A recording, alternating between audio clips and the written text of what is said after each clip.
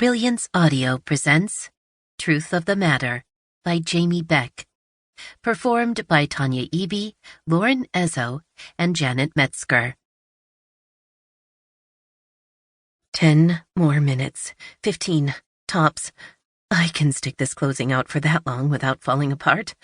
A revenge plan of some kind might have cushioned the blow, but payback won't put my family back together.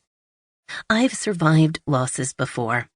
The only new ground this time will be helping my daughter, Katy, cope with the fallout.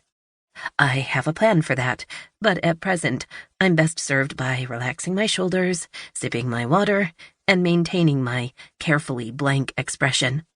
Hiding my feelings would be easier if I hadn't left our home for the last time, less than an hour ago. Without drapes and carpets, the McMansion had felt cooler than the inside of its sub-zero refrigerator. A fitting end.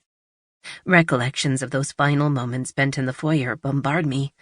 On the wall, unfaded squares where my original paintings had hung, the faint echoes of the shrill bell on the pink bike Katy used to pedal across the floor, and of the futile marital arguments about missed soccer games and inconsiderate in-laws that replaced laughter and I love yous.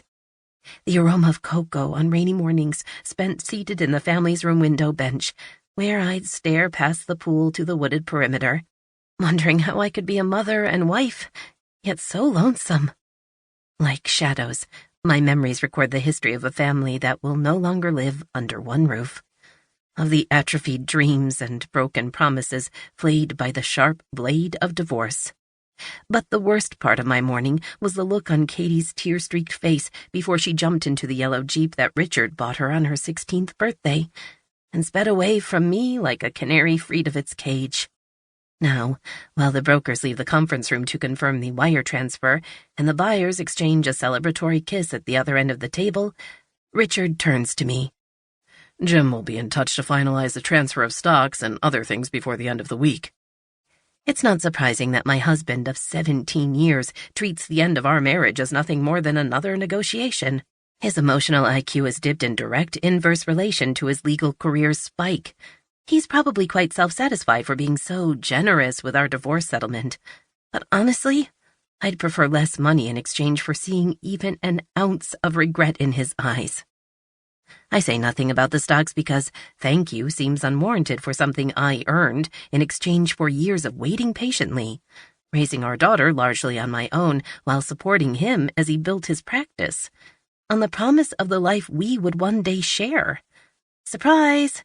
Instead of planning empty nest vacation weekends in Bermuda, he dumped me to bestow those perks on Lauren, the interloper. I hate Lauren. A blow up pictures of her face and toss darts, stopping barely short of wishing harm on her kind of hate.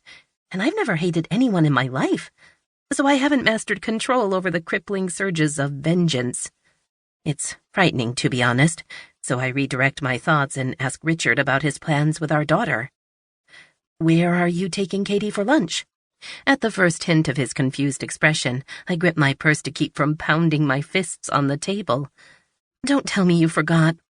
Sorry, not sorry about my irked tone. I did. He proceeds to scrub his face with both hands in one deliberate motion.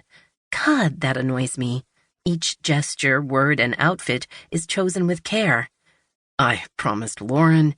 You cannot blow off Katy for your girlfriend today of all days.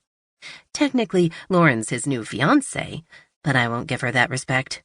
3.5 months ago, Richard confessed his affair and asked for this divorce. 9 weeks ago, he moved out. His eagerness to move on is driving his acquiescence on financial and custody matters. Still, Richard's already put a ring on Lauren's finger, although technically our divorce isn't finalized.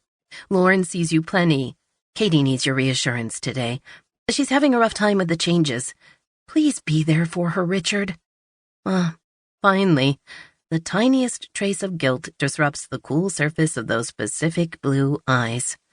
I'll have lunch with Katy. Again, thank you seems unfitting. I settle on, good. But don't act like I'm abandoning her. You're taking her out of town.